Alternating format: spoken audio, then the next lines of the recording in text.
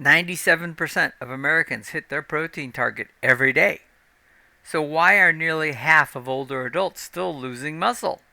The truth: protein grams mean nothing if your muscles never see the amino acids. Here's what no one's telling you.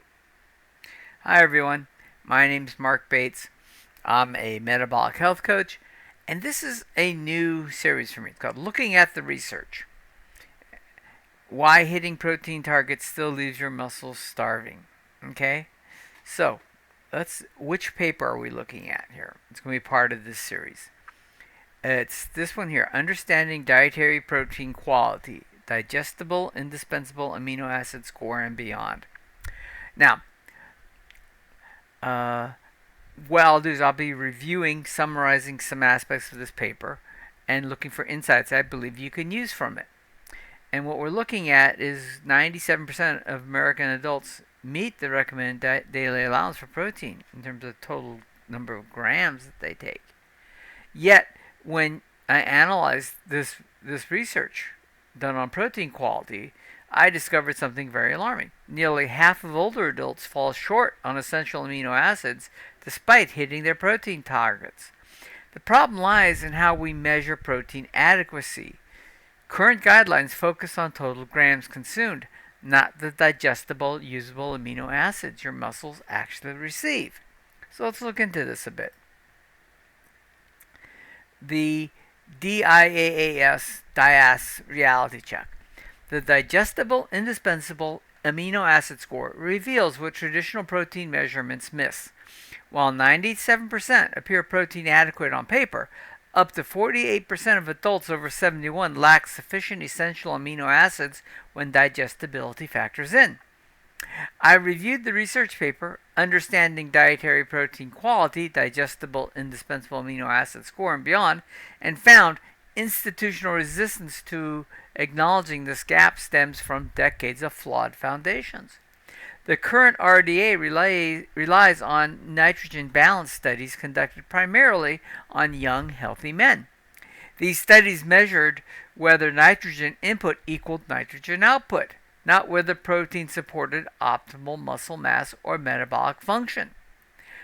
So, no institution wants to admit their protein recommendations are physiologically incomplete. It would undermine decades of dietary policy, food labeling laws, and public health messaging if people started questioning them. So, let's talk about the protein equivalency myth. Mainstream nutrition treats all protein grams as interchangeable. 10 grams from beans supposedly equals 10 grams from beef. The science tells a different story. Animal proteins consistently achieve DIAAS scores above 100, while most plant proteins fall below 75. Beef delivers 95 to 98% digestible protein. Almost every amino acid gram reaches your cells. Beans and rice together typically achieve 60 to 80% digestibility. Anti-nutrients like phytates and lectins block enzyme access. Fiber and plant cell walls trap proteins in indigestible matrices.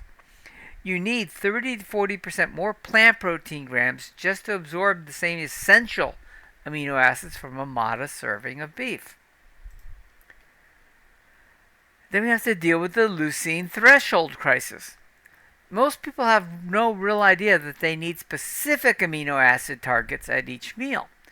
Clinical studies show older adults require 2.8 grams of leucine per meal to trigger muscle protein synthesis.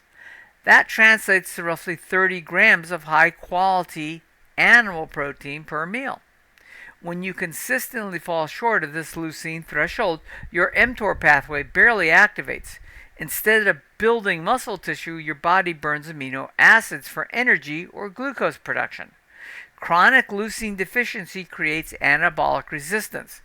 Your muscles never receive the stimulus to grow or maintain themselves, even if your total daily protein looks adequate.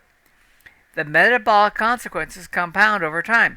Muscles breakdown outpaces synthesis. You lose strength, mobility, and insulin sensitivity even without visible frailty. And there's a hidden cost to muscle loss. The protein quality gap drives sarcopenia, affecting 5 to 13% of people over 60 and up to 50% of those over 80. Healthcare costs from sarcopenia-related disability reach $18.4 billion annually in the United States alone. The tragedy is how preventable this becomes with proper protein quality awareness. Conventional balanced meals never hit leucine thresholds. Cereal for breakfast delivers less than 1 gram of leucine. A sandwich lunch may provide 1.5 grams.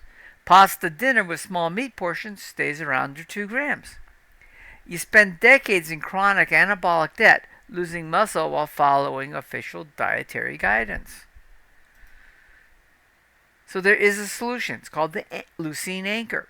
The simplest shift I recommend is start each meal with a leucine anchor. Make protein quality your first decision, ensuring each meal delivers at least 2.5 to 3 grams of leucine. Okay, so for breakfast, swap cereal for 3 whole eggs. Okay, or cheese and some Greek yogurt. That's 30 grams of protein with 2.7 to 3 grams of leucine. Busy people can use 1 scoop of whey isolate, the most leucine-rich protein source, but I prefer whole foods over protein isolates. But I'll be honest here. For myself, my breakfast almost every day is a cup of coffee that has 3 grams of leucine powder in it, among some other small things, right?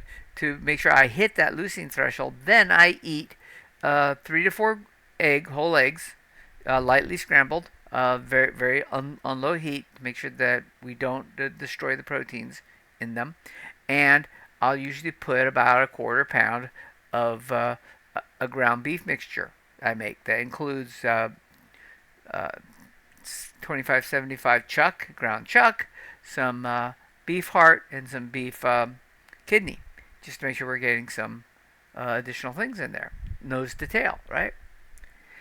At lunch, you can prioritize 5 to 6 ounces of grilled chicken, beef, or fish over sandwiches with token meat portions. If you keep the sandwich, double the meat. Okay, but you don't want the sandwich includes all kinds of additional carbohydrates you really don't want. Okay, dinner becomes an easy win. Replace any pasta having plates with 6 to 8 ounces of steak, salmon, or a pork chop. Right? You're looking for 40 to 50 grams of protein, which will give you 3 to 4 grams of leucine. My visual rule: if you see more bread than meat, you're under eating your protein. Okay, so just keep that in mind. This approach stops net muscle loss within weeks while improving satiety and metabolic flexibility. You naturally consume fewer carbohydrates since protein satisfies hunger more effectively. The research validates what our metabolism demands. Animal proteins deliver superior amino acid profiles, better digestibility, and reliable leucine content per gram consumed. Meeting protein guidelines means nothing if those proteins can't build and maintain your muscle tissues. Quality matters more than quantity, and the science finally proves it. So remember, meeting protein guidelines means nothing, right? You need quality. Quality matters. All right. Thanks for watching. If you have any questions, leave them in the appropriate section or comments. If you have something you want me to cover, this is a community I'm building here to answer your questions. Let me know what you want me to work on. I also have a series of follow-up videos on this one, which will get into more detail and specific aspects. So look for that. And as always, if you haven't done so, please like, share, and subscribe this video. It helps the channel a great deal, and you'll help a lot of other people. I appreciate it. Thank you.